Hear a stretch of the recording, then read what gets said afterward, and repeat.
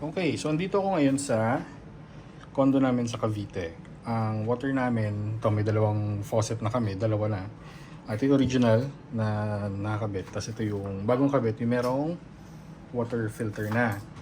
4-stage plus may tank siya at saka merong UV filtration at reverse osmosis. Ito siya. So meron siyang sediment filter, pre-carbon filter, reverse osmosis membrane filter, and post-carbon filter. Tapos andun sa likod yung pinaka-tank niya. At yes, kailangan ito ng kuryente pero very minimal naman daw ang consumption. Tapos ito yung UV. So i-test natin ngayon. Pakita ko sa inyo yung difference ng water galing dun sa original na filter at saka yung naka-purified na gamit itong bago nating filter. Unahin natin yung yung galing dito sa filtered na. Unang labas niya medyo warm siya kasi may UV. Punahin lang natin to. Tapos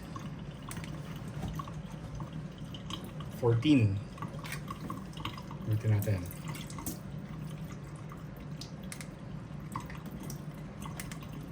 Ayan, naging 6 kasi nag-flow na siya. So 6. Kita, 6. Ayan, 6 lang. Linisin natin ulit. Ayan. Ngayon, test naman natin itong dito galing sa gripo mismo namin. Yung dati naming gripo. Para kita nyo.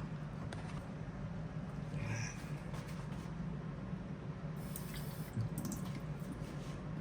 Tapos, off ko muna. So, on 148 yung TDS niya. So, sabi kasi sa akin, kapag anything more than 100, kailangan yung may reverse osmosis na. So, isa pa ulitin natin. 148 kanina. Naging 152 pa. 148 ulit.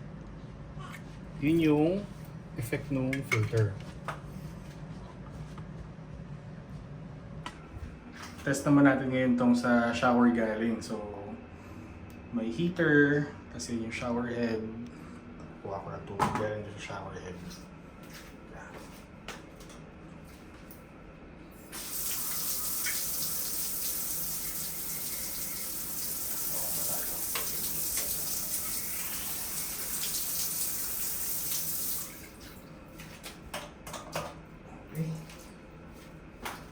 Ito naman sa shower head galing ay 162.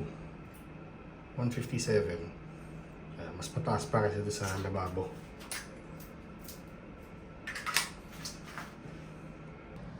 Yun. So yun yung galing dito sa sa filtered faucet na namin, yung original na faucet at saka yung sa shower. So ito naman galing pa to sa purified water nung nagpa-deliver kami, yung naka 5 gallons pa. Test din natin to. So, basa muna natin. Sensitive daw kasi itong reader niya. Okay, so linis ko na. Tapos lagyan lang natin ng purified water.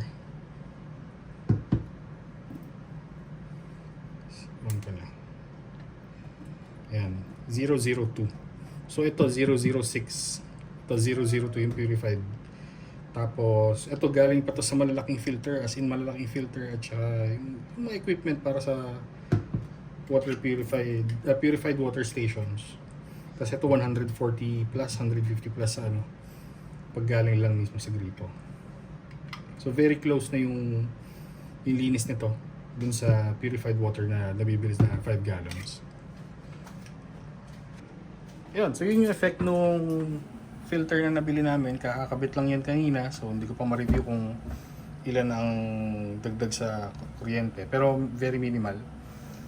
Tapos meron siyang dalawang lines after nung sa ma-filter. Isang reject water at saka isang papunta na dun sa faucet mismo. Papakita ko, ito yung picture nung reject water at saka nung sa faucet na filtered na. makikita yung difference ng linaw ng dalawang water. So yun, yung link nito ilalagay ko na lang sa sa comment at saka sa description ng video. Tapos yun, sabihin nyo na lang nakita nyo kay Sticks and Pedals na YouTube video. At sana makatulong sa mga nakakondo rin or kahit sa sa mga bahay na na tingin nyo ay hindi pa safe yung water na na iniinom nyo.